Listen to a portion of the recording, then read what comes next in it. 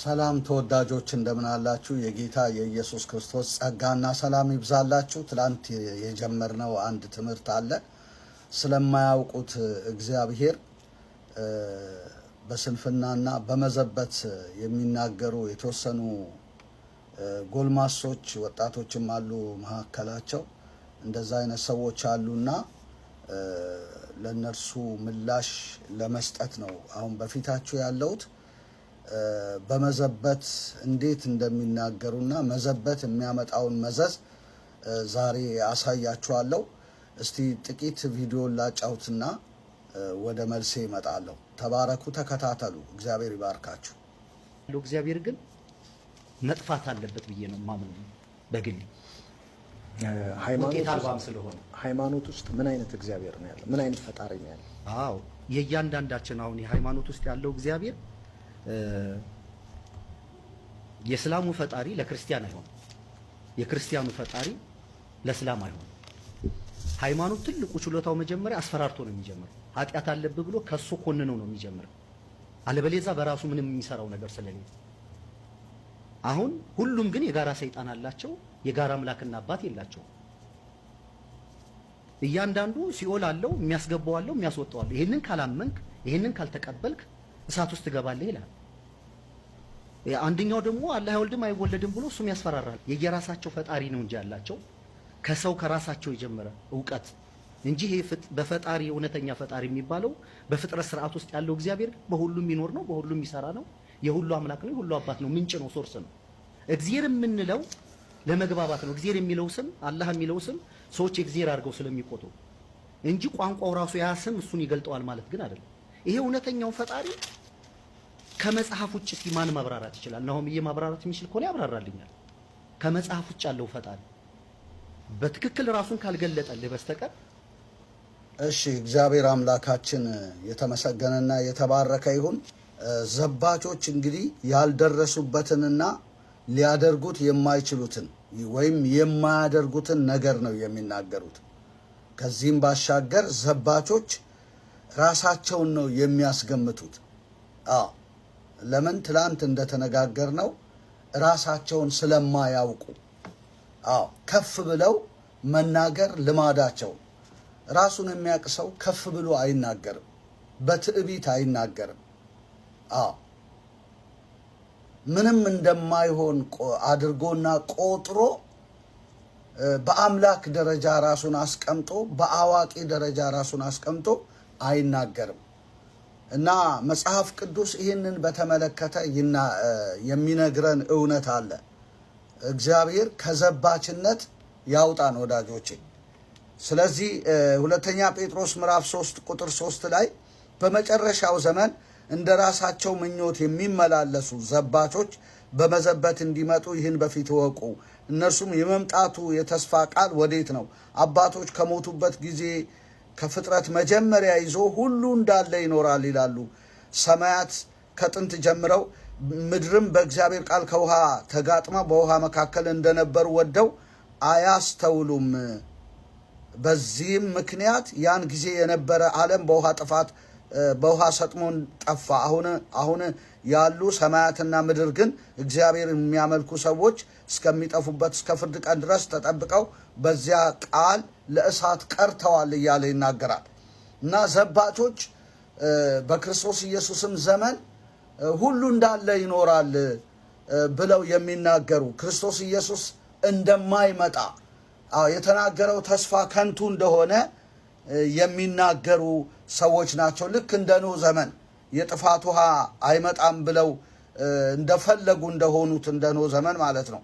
እና በመዘበት ሁሉ እንዳለ ነው ብለው በመዘበት ይናገራሉ። ነገር ግን ስለማያስተውሉ ነው ብሎ የእግዚአብሔር ቃል ይናገራል። በዚያ ቃል ለእሳት ቀርተዋል ነው ብሎ የሚናገረው። ስለዚህ መዘበት እንግዲህ ምንድነው? ሰዎች ያልደረሱበትንና የማያውቁትን ነገር በግምት በኤስቲሜሽን ሲናገሩ ማለት ነው። እና በዛ ዛሬ ብቻ ሳይሆን በእኛ ዘመን ብቻ ሳይሆን ከዚህ በፊት በነበረው በክርስቶስ ኢየሱስ ዘመንም ዘባቾች አሉ ማለት ነው። በክርስቶስ ዳግመኛ መምጣት የሚቀልዱ ወይም የሚዘብቱ ማለት ነው። ወደው አያስተውሉም ብሎ ይናገራል የእግዚአብሔር ቃል። ከዛም መልስ ደግሞ ስለ ዘባቾች ስናስብ ሕዝቅያስን ነው ሰናክሬምን እንድናይ ያደርገናል የእግዚአብሔር ቃል። ምንድን ነው የሚለው? እናንተ ጥቅሱን አንብቡት። ኢሳይያስ 37:22፣ ሁለተኛ ነገሥት 19:21 ላይ ሰናክሬም በሕዝቅያስ ላይ የተናገረውን በንጉሥ ሕዝቅያስ ላይ እግዚአብሔር ስለ እርሱ ምንድን ነው የተናገረው ብላችሁ ብትሉ ከእጄ ያድናችሁ ዘንድ አይችልምና ሕዝቅያስ አያታላችሁ እያለ ይናገር እንደነበረ እናያለን። እንደገና ሁለተኛ ነገሥት 18:29 ነው ያለው ይሄ ክፍል። ሁለተኛ ነገሥት 18:35 ላይ ደግሞ ሰማርያን ከእጄ አድነዋታልን? እግዚአብሔር ኢየሩሳሌምን ከእጄ ያድን ዘንድ ከአገሮቹ አማልክት ሁሉ አገሩን ከእጄ ያዳነ ማን ነው እያለ በቃ እሱ ገዳይ እሱ አዳኝ እንደሆነ እሱ አድራጊ እሱ ፈጣሪ እንደሆነ ሰናክሬም በትምክት ውስጥ ሆኖ በመዘበት ውስጥ ሆኖ ይናገራል። እንደገና ሁለተኛ ዜና 32:15 ብትመለከቱ አሁንም ሕዝቅያስ አያስታችሁ እንዲህም አያባብላችሁ አትመኑትም፣ ከአሕዛብና ከመንግስታት አማልክት ሁሉ ሕዝቡን ከእጄና ከአባቶቼ እጅ ያድን ዘንድ ማንም አልቻለም። ይልቁንስ አምላካችሁ ከእጄ ያድናችሁ ዘንድ እንዴት ይችላል? እንዲህ ይባላል። አንድ ስጋ ለባሽ የሆነ ሰው ይህን መናገር ይችላል ወይ? እና ምን ማለት ነው? በሌላ መንገድ እኔ እግዚአብሔር ነኝ እያለ ነው። በቃ ሁሉን ነገር ማድረግ እችላለሁ ማለቱን የሚያሳይ ነው። ሁለተኛ ዜና 32:17 ላይ ደግሞ የእስራኤል አምላክ እግዚአብሔርን ለመስደብ በእርሱም ላይ ለመናገር የምድር አሕዛብ አማልክት ሕዝባቸውን ከእጄ ያድኑ ዘንድ እንዳልቻሉ እንዲሁ የሕዝቅያስ አምላክ ከእጄ ያድን ዘንድ አይችልም የሚል ደብዳቤ ጻፈ ይላል። ከእጄ ያድን ዘንድ የሕዝቅያስ አምላክ አይችልም የሚል ደብዳቤ ጻፈ። በጣም በጣም የሚገርም ነገር ነው። ስለዚህ ነው ቅድም የጠቀስኩላችሁ ኢሳይያስ 37:22 ሁለተኛ ነገሥት 19:21 ላይ ስለ እግዚአብሔር ስለ እርሱ የተናገረው ቃል ይህ ነው። ድንግሊቱ የጽዮን ልጅ ቀላል አድርጋለች፣ በንቀትም ስቃባለች።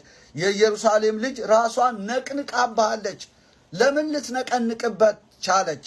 ቀላል ልታደርገው ሰናክሬምን ለምን ቻለች ብላችሁ ብትሉ አምላኳ የሚሰራ ስለሆነ የሚታደግ የሚያድን ስለሆነ። አንዳንድ ጊዜ ሰዎች ከፍ ብለው ሲናገሩና በትዕቢት ሲናገሩ እግዚአብሔርን የሚያውቁ ሰዎች ሊንቁና ሊያቃልሉ ይችላሉ። ለምን? ነገ የሚፈጠረውን ነገር ስለሚያውቁ። ያ ሰው በትምክት ውስጥ ሆኖ እንደተናገረ በአለማወቅ ውስጥ ሆኖ እንደተናገረ ስለሚያውቁ የሚሆነውን ነገር በሕይወቱ ላይ ስለሚያውቁ ቀላል አድርገው ሊስቁ ይችላሉ። ስለዚህ ከእጅ ማዳን የሚችል እግዚአብሔር ብቻ ነው። እግዚአብሔር ነው ይህንን ቃል መናገር የሚችል፣ የሰው ልጅ አይደለም ወዳጆቼ፣ እግዚአብሔር ነው። ዘዳግም 32:39 ላይ እንዲህ ይላል፣ አሁንም እኔ ብቻዬን እኔ እንደሆን ከእኔም በቀር አምላክ እንደሌለ እዩ። እኔ እገድላለሁ አድንማለሁ፣ እኔ እመታለሁ እፈውስማለሁ፣ ከእጄም የሚያድን የለም።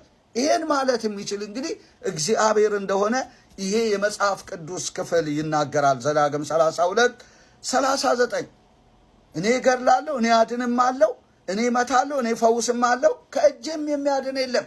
ስጋ ለባሽ ይህንን ማለት አይችልም። እግዚአብሔር ነው ይህንን መናገር የሚችል።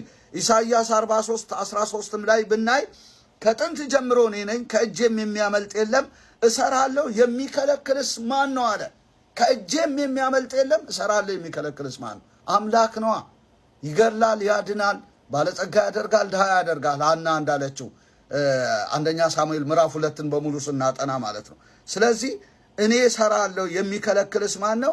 ከእጄም የሚያድን የሚያመልጥ የለም ማለት የሚችል እግዚአብሔር እንጂ አንድ ስጋ ለባሽ ነገ በሕይወቱ የሚሆነውን ነገር የማያውቅ ሰው ይህንን መናገር ፈጽሞ አይችልም። እንደ ወደ አዲስ ኪዳን በወስዳችሁ ዮሐንስ ወንጌል 10:28 ላይ እኔም የዘላለምን ሕይወት እሰጣቸዋለሁ፣ ለዘላለም አይጠፉም፣ ከእጄም ማንም አይነጥቃቸውም። አያችሁ፣ ጌታ ኢየሱስ ነው እንዲህ ማለት የሚችል። ስጋ